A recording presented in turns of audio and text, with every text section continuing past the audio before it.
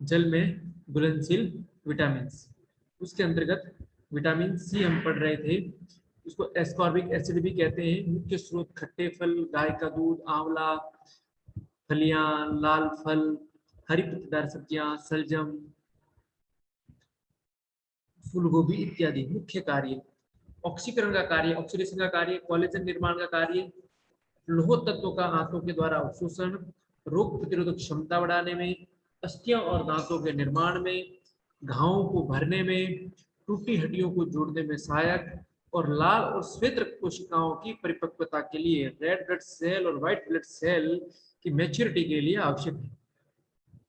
कमी से प्रभाव, स्कर्वी रोग, रक्त अल्पता, एनीमिया, जोड़ों में दर्द, प्रतिरोध क्षमता, रोग प्रतिरोधक क्षमता में कमी आदि रोग। कोरोना में विटामिन सी,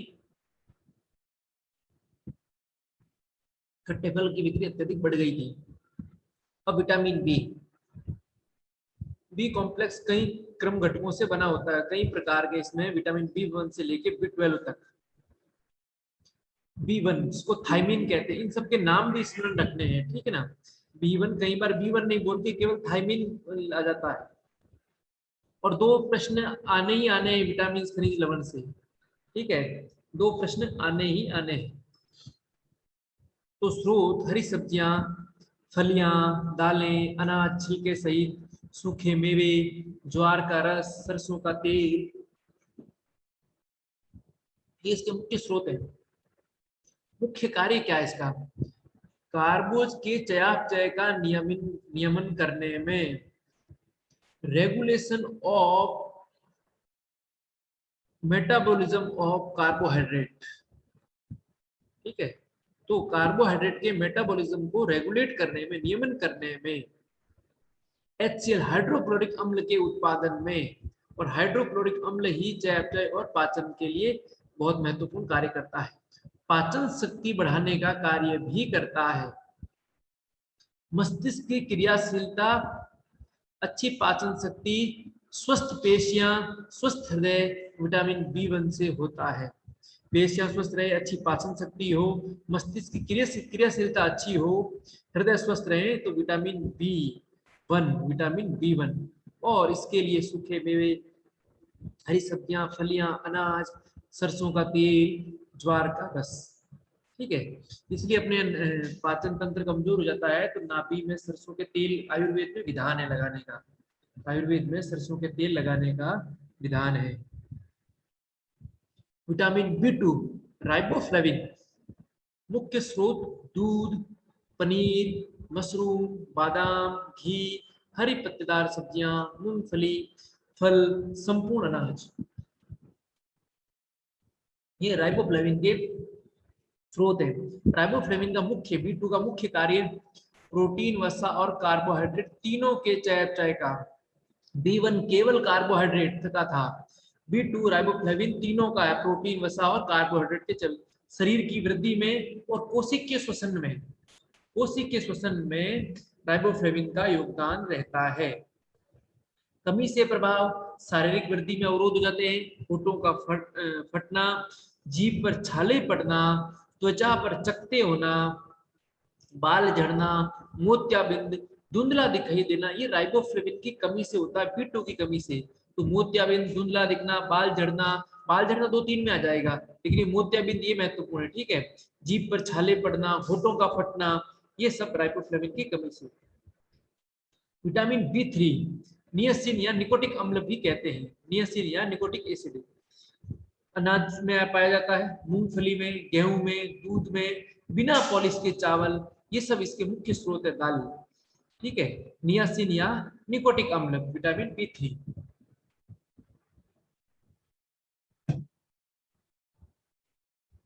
कार्य मेटाबॉलिज्म में सहायक है, चयापचय में सहायक है, केंद्रीय तंत्रिका तंत्र के लिए उत्तेजक का, स्टिमुलेट करने का कार्य करता है, रक्त में कोलेस्ट्रॉल की सांद्रता कम करता है, लिंग हार्मोन के उत्पादन में सहायक है, लिंग हार्मोन एस्ट्रोजन, टेस्टोस्टेरोन, प्रोजेस्टेरोन, इनके उत्पादन में यह सहायक है, ये सहायक है।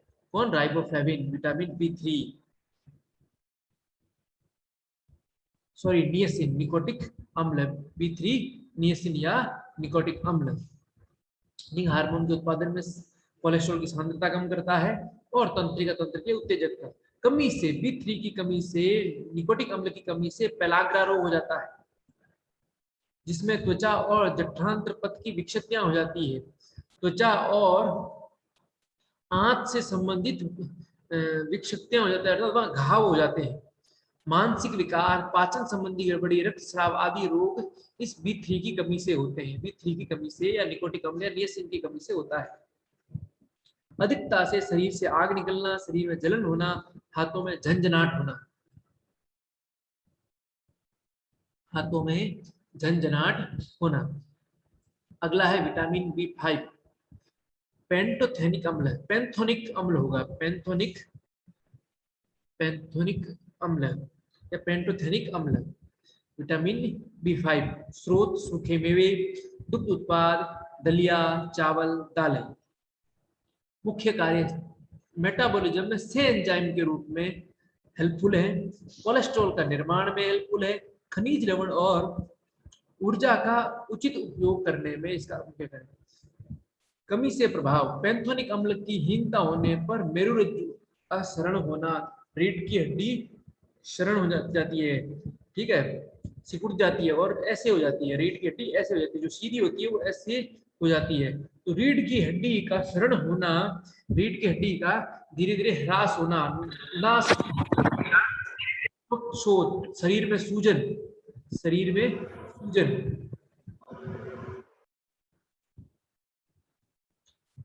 गंजापन, सिर के बाल उड़ जाना, निद्रा विकार, नींद नहीं आना, अधिवक्र ग्रंथि के एड्रिनल ग्लैंड के क्षय होने इत्यादि रोग इस पेंथोनिक अम्ल की कमी से होते हैं, विटामिन B5 की कमी से, ठीक है।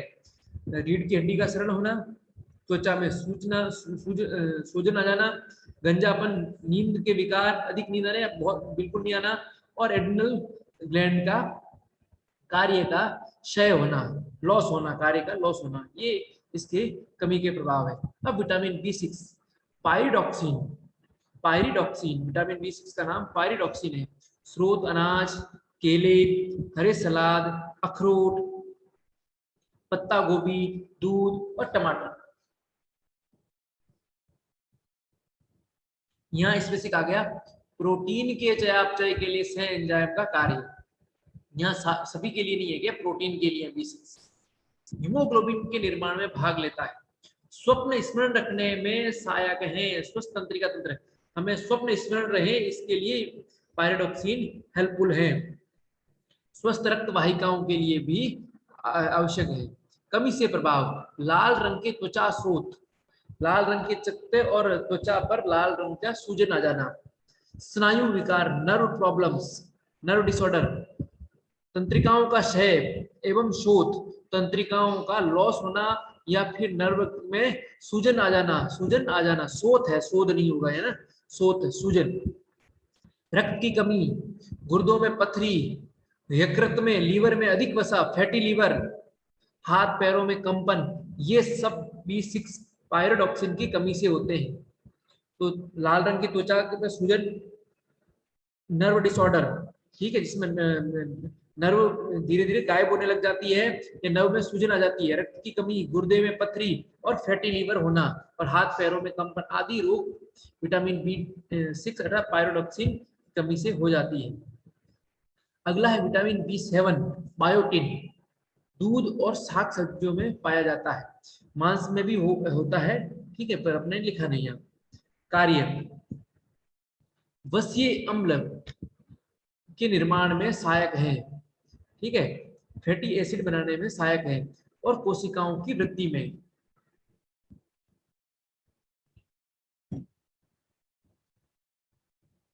कमी का प्रभाव, अरुचि, भोजन में अरुचि, अन्य प्रकार, मांसपेशियों में दर्द, शरीर की पिंडली, जंघाओं इत्यादियों में दर्द, हाथों में दर्द, रक्त में कोलेस्ट्रॉल का बढ़ना, अनिद्रा, डिप्रेशन, थकान आदि रोग इस विटामिन B7 बायोटिन की कमी से।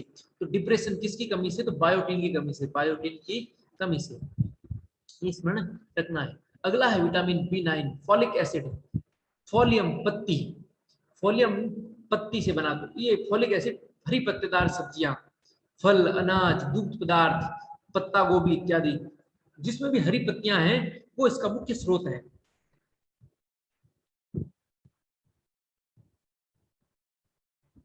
फोलिक एसिड कार्य डीएनए निर्माण में सहायक है। डीएनए निर्माण में सहायक, लाल रक्त कोशिकाओं के निर्माण और परिपक्वता के लिए आवश्यक है। रेड ब्लड सेल के निर्माण और परिपक्वता के लिए आवश्यक है। शरीर वृद्धि के लिए भी आवश्यक है, जनन के लिए भी, रिप्रोडक्शन के लिए भी, और पाचन के लिए में भी सहायक है। तो डीएनए निर्माण में कौन सा विटामिन, विटामिन बी9 है, फॉलिक एसिड। आरबीसी के प्रोडक्शन के लिए, आरबीसी की मैच्योरिटी के लिए फॉलिक एसिड, विटामिन बी9, शरीर वृद्धि के लिए और जनन और पाचन में सहायक। कमी से प्रभाव, महालोहित कोशिका रक्तल्पता, मेगालोब्लास्टिक एनीमिया, होठों का फटना, पाचन तंत्र के विकार, स्कर्वी रोग भी हो जाता है, ये इसकी कमी से है, ये इसकी कमी से। विटामिन बी12 साइनोकोबालामिन, इसका भी ये नाम स्मरण रखना, उसका तो फॉलिक एसिड है, ठीक है, विटामिन बी9, और इसका नाम है साइनोकोबालामिन। तो कई बार विटामिन 12 ना लिख के साइनोकोबालामिन लिख देते हैं, और अभी ये सबसे अधिक चल रहा है। शुरू में विटामिन दूसरे चलते थे, अभी सबसे अधिक यही चल रहा है, सबसे अधिक यही चल रहा है। दूध, पनीर, घी, सोयाबीन, दही, ठीक है, इत्यादि इसके सोर्स हैं। दूध, पनीर, घी, सोयाबीन, दही। तो स्रोत दूध, पनीर, घी, सोयाबीन, दही, मक्खन। इसका अवशोषण कहाँ होता है, छोटी आंत में। इसका मुख्य कार्य आरएनए का संश्लेषण, synthesis of RNA, ribonucleic acid का सिंथेसिस, और रेड बोन मैरो में रेड ब्लड सेल का निर्माण करता है, आरबीसी का निर्माण करता है और आरएनए का सिंथेसिस करता है। फॉलिक एसिड में अवशोषण, फॉलिक एसिड के विटामिन बी9 था, उसका अवशोषण में भी काम आता है, उसमें भी काम आता है। फिर रोग प्रतिरोधक क्षमता बढ़ाने में भी इसका उपयोग है, उसका भी काम करता है, और इसके साथ साथ अच्छी स्मरण शक्ति और अच्छे पाचन के लिए भी आवश्यक है, अच्छे पाचन के लिए भी आवश्यक है। तो ये इसके मुख्य कार्य है, किसके, साइनोकोबालामिन, मतलब विटामिन बी12 के लिए। डब्ल्यूबीसी श्वेत रक्त कोशिकाएं, ठीक, और बिंबाणु प्लेटलेट्स के निर्माण को भी बढ़ावा देता है। प्लेटलेट और डब्ल्यूबीसी को बढ़ावा देने का भी कार्य ये विटामिन बी12 या साइनोकोबालामिन। इसलिए अभी सबसे अधिक मार्केट में चल भी रहा है, सबसे महंगा इंजेक्शन इसके पड़ते हैं, ठीक है, सीधा इंजेक्शन ही पड़ता है।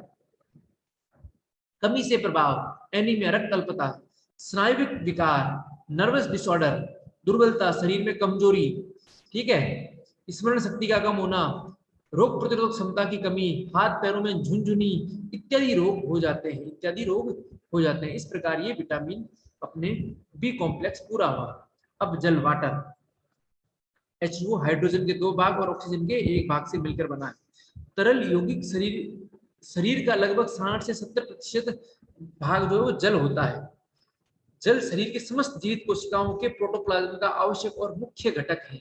प्रोटीन भी प्रोटोप्लाज्म के घटक, इसी प्रकार जल भी आवश्यक घटक है।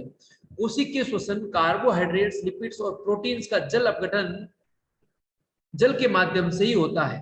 कोशिकीय श्वसन का, कार्बोहाइड्रेट का, वसा का और प्रोटीन, इनका हाइड्रोलिसिस जल के माध्यम से ही होता है। जल का कार्य शरीर में महत्वपूर्ण रसायनों को रक्त के माध्यम से संपूर्ण शरीर में पहुंचाता है, शरीर के तापमान को संतुलित रखता है, शरीर में निर्मित मलों का निष्कासन करता है, पाचक द्रव्य और स्नेह द्रव्य बनाता है, त्वचा को स्वस्थ और सुंदर बनाता है, त्वचा को स्वस्थ, ये इसके कार्य है, ठीक है। महत्वपूर्ण रसायनों के माध्यम से संपूर्ण शरीर में क्या रसायनों को रक्त में पहुंचाता है, महत्वपूर्ण रसायनों को रक्त के माध्यम से संपूर्ण शरीर में, शरीर का होमियोस्टेसिस, शरीर का बैलेंस, टेम्परेचर बैलेंस है, उसको संतुलित बनाता है। मलों का निष्कासन, चाहे किसी भी माध्यम से हो, पसीने से, मूत्र से, मल से, जल ही महत्वपूर्ण है। इसलिए जिनको कॉन्स्टिपेशन होता है वो जल की कमी से ही अधिक होता है, ठीक है। किडनी प्रॉब्लम्स होती है वो भी जल का पर्याप्त मात्रा में नहीं, उससे भी होता है। पाचक द्रव और स्नेह द्रव बनाता है, शरीर और त्वचा को स्वस्थ और सुंदर बनाने में। कमी से प्रभाव, गुर्दों में पथरी, गठिया, गठिया यानी वात रोग, ठीक है, गाउट इत्यादि ये जो है ये रोग, अपच, कॉन्स्टिपेशन, कब्ज, त्वचा विकार आदि रोग हो जाते हैं। आदि रोग त्वचा फुंसिया होना, चकते होना इत्यादि। अधिकता से प्रभाव, जलोदर रोग, पेट का फूल जाना, बहुमूत्र, बार बार पेशाब आना, ये जल की अधिकता से होता है। जल की अधिकता से होता है।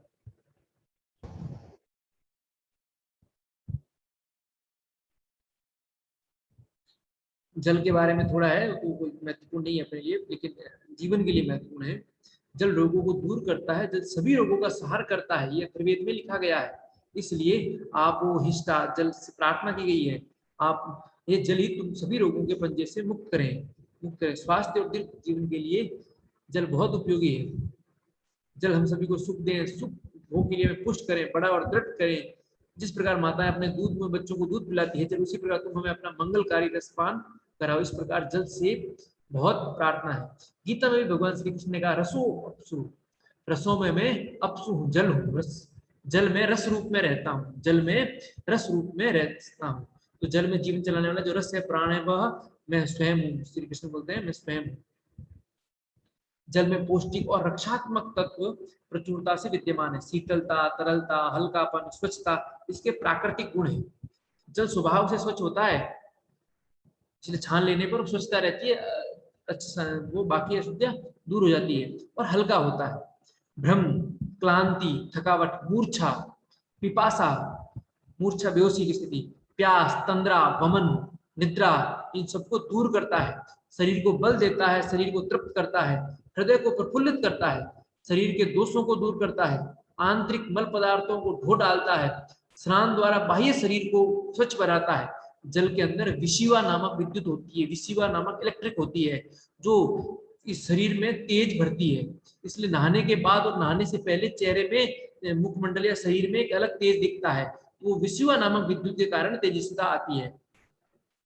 बाह्य शरीर स्वच्छ, शरीर के विजात तत्वों को बाहर निकालता है, आमाशय, गुर्दे, त्वचा को स्वच्छ और क्रियाशील बनाता है।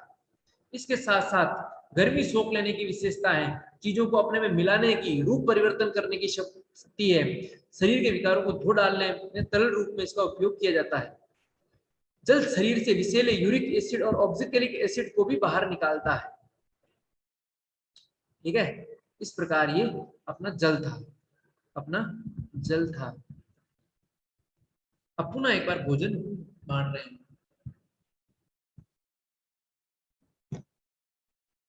हमने 3 प्रकार के भोजन पढ़े थे, निर्माणकारी, ऊर्जादायक, सुरक्षात्मक।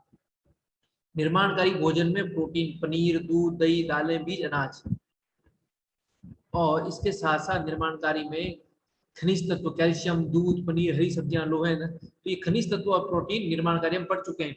ऊर्जादायक में शर्करा, ठीक है, शर्करा के अंतर्गत गुड़, स्टार्च, अनाज, केला, इसके साथ साथ आलू, शकरकंद और वसा, घी, मक्खन, तेल, पनीर, सूखे मेवे। तो कार्बोहाइड्रेट और वसा ये ऊर्जादायक में, निर्माणकारी में प्रोटीन और खनिज लवण, सुरक्षात्मक भोजन में विटामिन, हरी पीली सब्जियां, ठीक है, फल, पीले फल, बीज, दूध, अनाज, मक्खन, खनिज लवण और विटामिन और खनिज लवण, ये किसके लिए हैं? सुरक्षात्मक के लिए। ये सुरक्षात्मक के लिए। तो 3 प्रकार हो गया, निर्माणकारी, ऊर्जादायक, सुरक्षात्मक। तो विटामिन और खनिज लवण सुरक्षात्मक रूप से, जल भी सुरक्षात्मक में कर ली होगा, ठीक है, शरीर की सुरक्षा जल, और निर्माणकारी में प्रोटीन, खनिज लवण, और ऊर्जादायक में कार्बोहाइड्रेट और वसा, कार्बोहाइड्रेट और फैट, ठीक है। प्राप्ति के आधार पर, तो प्राप्ति के साधन के आधार पर हमने 2 प्रकार से, वनस्पति जगत से, पशु एवं जीव जगत से। तो वनस्पति जगत से अनाज, फल, सब्जियां, मेवे, दालें, पशु एवं जीव जगत से दूध, दही, घी, शहद और मांस, ठीक है, जो लिखा नहीं है लेकिन इसको ध्यान रखना है। बाकी हम पोषक तत्वों के आधार पर भोजन का वर्गीकरण पढ़ चुके हैं, ठीक है। कार्बोहाइड्रेट, वसा, प्रोटीन, विटामिन, खनिज तत्व, जल, ये पूरा का पूरा पढ़ चुके हैं। तो इसमें शुगर, शर्करा और श्वेत सार, स्टार्च। तो शर्करा के अंदर गुड़, शहद, गन्ना, मिठाई, मुरब्बा इत्यादि आते हैं। फिर स्टार्च के अंदर चावल, बाजरा, गेहूं, मक्का, जवार, आलू, ये इसमें आ जाते हैं, कितने आ जाते हैं। फिर कार्बोज तीन भागों में है, मोनोसेकेराइड, डाइसेकेराइड, पॉलीसेकेराइड। मोनो में शर्करा का एक अणु होता है, डाइस में शर्करा के दो अणु होते हैं, और पॉलीसेकेराइड में शर्करा के अनेक अणु होते हैं। तो मोनोसेकेराइड में ग्लूकोज, फ्रुक्टोज, गैलेक्टोज, ये मोनोसेकेराइड कहलाते हैं। ये हमें स्मरण होना चाहिए। मोनोसेकेराइड में कौन कौन से आते हैं, कौन से नहीं आ सकते, ये प्रश्न आ सकता है। तो ग्लूकोज, फ्रुक्टोज और गैलेक्टोज। और गैलेक्टोज क्या है, मोनोसेक्राइड है, इसमें शर्करा का एक अणु है, एक अणु है। तो भोजन के पश्चात अपना जो भोजन पच के वो ग्लूकोज में ही बदलता है, ग्लूकोज में ही बदलता है। फिर डाइसेकेराइड, शर्करा के दो अणु, उसमें sucrose, maltose, lactose, sucrose, maltose, lactose. और पॉलीसेकेराइड, शर्करा के अनेक अणु, स्टार्च और ग्लाइकोजन। ग्लूकोज संग्रह होने के लिए अनेक अणुओं में कैसे ग्लाइकोजन में बदल जाता है, तो एक अनेक प्रकार का ग्लूकोज मिलकर ग्लाइकोजन बन जाता है, और ग्लाइकोजन टूट के ग्लूकोज बदल जाता है। तो इस प्रकार एक कार्बोहाइड्रेट मोनोसेकेराइड, डाइसेकेराइड और पॉलीसेकेराइड। मोनोसेकेराइड केवल एक, डाई में दो, और पॉली में अनेक अणु शर्करा के, शुगर के होते हैं। तो एक वाले में ग्लूकोज, फ्रुक्टोज, गैलेक्टोज, दो वाले में सुक्रोज, माल्टोज, लैक्टोज, और पॉली में स्टार्च और ग्लाइकोजन, स्टार्च और ग्लाइकोजन। ठीक है। प्राप्ति के साधन सबको पता है, जितने प्रकार के अनाज है सारे के सारे अनाज, चावल, बाजरा, गेहूं, मक्का, रागी, जो कुछ, ठीक है, दालें, खांड, शक्कर, बूरा, जड़ वाली सब्जियां, आलू, शकरकंद, जिमीकंद, अरबी, चुकंदर, ठीक है, आम, खोया, पनीर कार्बोज के उत्तम साधन है। एक स्वस्थ प्रौढ़ व्यक्ति को अपने दैनिक आहार में 400 से 500 ग्राम कार्बोज की आवश्यकता पड़ती है, और शरीर की ऊर्जा की कुल आवश्यकता का 60 से 70% भाग भी कार्बोहाइड्रेट से ही प्राप्त होता है, उसी से प्राप्त होता है।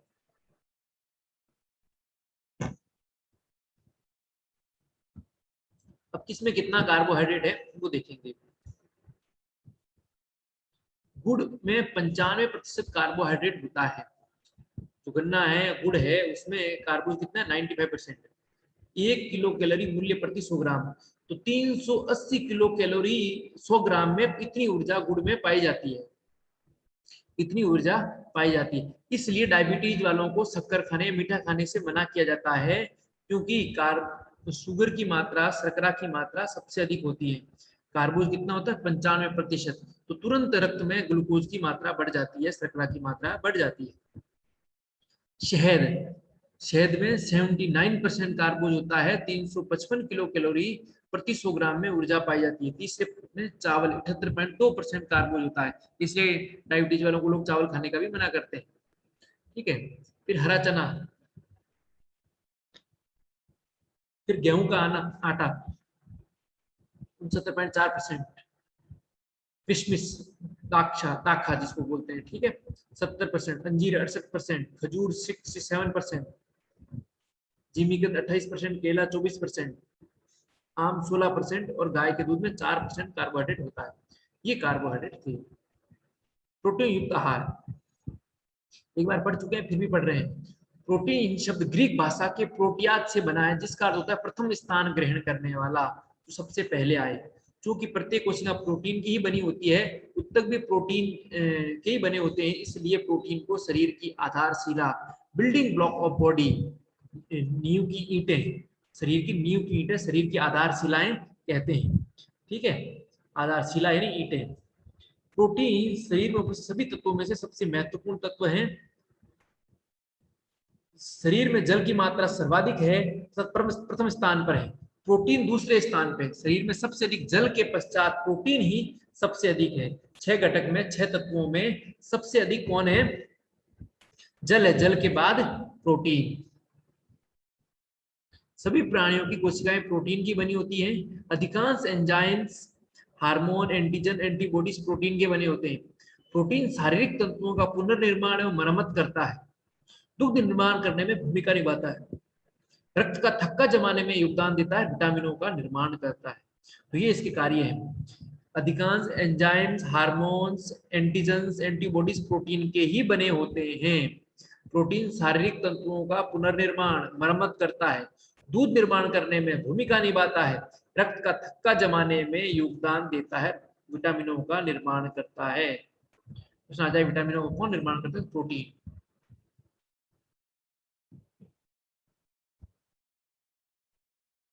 प्रोटीन ग्राम प्रतिदिन में कितना ग्राम प्रोटीन लेना चाहिए। तो 6 माह के व्यक्ति को प्रतिदिन 75 ग्राम प्रोटीन जाना चाहिए। 6 से 12 माह के बच्चे को 68 ग्राम प्रोटीन जाना चाहिए। बाल्य अवस्था में 22 ग्राम प्रोटीन, 4 से 6 वर्ष में 30 ग्राम प्रोटीन,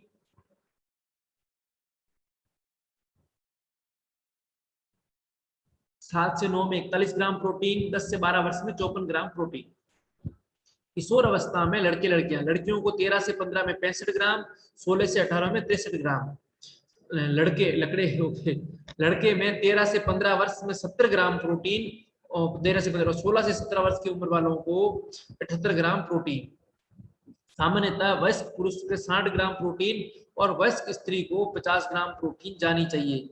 गर्भ अवस्था में 65 ग्राम प्रोटीन होना चाहिए महिला के लिए, जो 50 ग्राम सामान्य महिला के था, और स्त्री के दुग्ध काल में 75 ग्राम प्रोटीन होना चाहिए। ये नित्य का है, ये नित्य का है।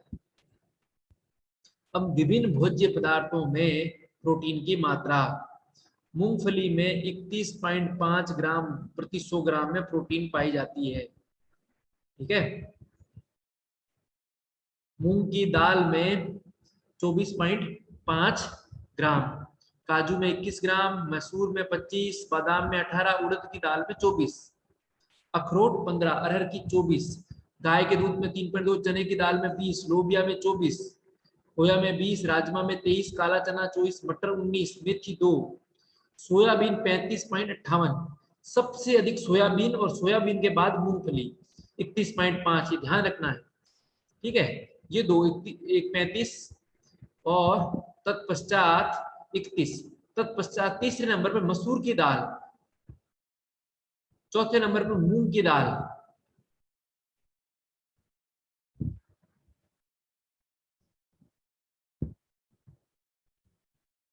फिर लोबिया, फिर काला चना, उड़द और अरहर की दालें। ठीक है, ये ध्यान रखना है, ये ध्यान। तो सोयाबीन सर्वाधिक और मूंगफली दूसरे नंबर पर। ये प्रोटीन के सबसे मुख्य और बड़े स्रोत है। अब फैट। वसा भोजन का महत्वपूर्ण भाग है। भारतीयों के भोजन में 10 से 30% तक ऊर्जा वसा से प्राप्त होती है। वसा एवं तेल प्राकृतिक रूप से वनस्पति जगत और जंतु जगत में पाए जाते हैं। ठीक है, अब ये निम्न प्रकार का है।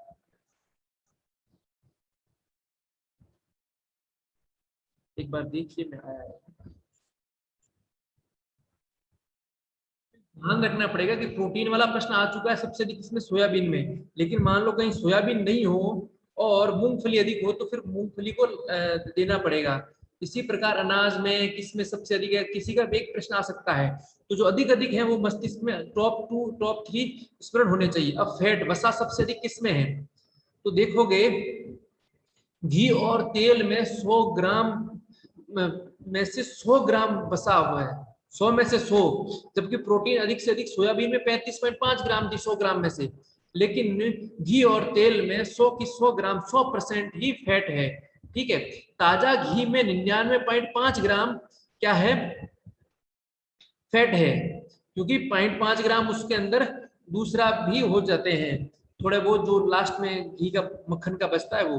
अब मक्खन, मक्खन में 100 ग्राम में से 89 ग्राम 89 ग्राम मक्खन में वसा पाया जाता है। नारियल के चूरे में 65 ग्राम वसा पाया जाता है। बादाम में 59.3 ग्राम, काजू में 47 ग्राम, तिल में 43.3 ग्राम, मूंगफली में 40.1 ग्राम, ये वसा है। ठीक है, उसके बाद भैंस के दूध में 8.8 ग्राम, गाय के दूध में 4 ग्राम, बकरी के दूध में 5.5 ग्राम, सोयाबीन में 20 ग्राम, बाजरे में 5 ग्राम, खोया, भैंस के दूध से बने हुए खोए में 31.2 ग्राम और गाय के दूध से निर्मित खोए में 15.2 ग्राम फैट वसा पाया जाता है। ठीक है, शुद्ध घी और शुद्ध तेल उत्तम वसा का सबसे अच्छा स्रोत है। वसा की दैनिक मात्रा। राष्ट्रीय पोषण संस्थान, national institute of nutrition NIN, national institute of nutrition के अनुसार प्रतिदिन के आहार में 30% ऊर्जा की पूर्ति वश्य तत्वों से होनी चाहिए। 600 अवस्था में 25 से 30% ऊर्जा की पूर्ति वसा से की जाती है। अब उम्र और फैट कितना होना चाहिए, तो 600 अवस्था 0 से 1 वर्ष में कुल ऊर्जा का 25 से 30% अर्थात आहार का चौथाई भाग। बाल्यकाल 1 से 9% ऊर्जा का 20 से 25%। ठीक है। किशोरावस्था में ऊर्जा का 15 से 20%, वयस्क के लिए कुल ऊर्जा का 10 से 20%, यहाँ 20 ग्राम अर्थात अब 30 ग्राम, ठीक है। गर्भावस्था में भी 30 ग्राम, स्तनपान में 45 ग्राम ये होना चाहिए। जो भी 20-22 था अब ये 30 ग्राम हो चुके हैं, अब 30 ग्राम हो चुके हैं। 30 ग्राम फैट मिनिमम जाना चाहिए एक व्यक्ति को, और उसके साथ साथ प्लस ड्राई फ्रूट्स भी, अभी एनआईएन ने ये कहा है, एनआईएन ने ये कहा है, ठीक है। वसा में प्राकृतिक वसा ही शरीर के लिए उपयोगी है। शुद्ध घी, कच्ची घानी, सूखे मेवे इत्यादि का प्रयोग करना चाहिए। वनस्पति घी, रिफाइंड पाम ऑयल इत्यादि ये तो हानिकारक है, सबको पता है। अब विटामिन का आहार। विटामिन कार्बनिक यौगिक होते हैं जो भोजन में बहुत कम मात्रा में उपस्थित होते हैं, परंतु शरीर विकास के लिए आवश्यक होते हैं। विटामिन शरीर के नियामक, चलाने वाले, रेगुलेटर की भांति कार्य करते हैं और शरीर की मेटाबॉलिज्म एक्टिविटी पर नियंत्रण रखते हैं, ठीक है। विटामिन की कमी से, ये हमें चार्ट है चूंकि हम पढ़ चुके हैं। विटामिन ए कैरोटीनॉइड कमी का प्रभाव रतौंधी रोग, ठीक है। विटामिन डी कैल्सीफेरॉल, सूर्य के प्रकाश इत्यादि से रिकेटस टिटेनी, ठीक है, अस्थि मृदुता। फिर विटामिन ई टोकोफेरॉल, बंध्यता, बांझपन, यकृत का नेफ्रोसिस, नेक्रो की जगह नेफ्रो होगा, है ना, लीवर का, सॉरी लीवर का नेक्रोसिस ही होगा, नेफ्रोसिस किडनी का होता है। आरबीसी का नष्ट होना, रक्त अल्पता, ये विटामिन ई की कमी से है। फिर विटामिन के की कमी से रक्त का अत्यधिक स्राव, लीवर के डिजीज इत्यादि, पेचिस, अतिसार, ये पीलिया, ये विटामिन के की कमी से।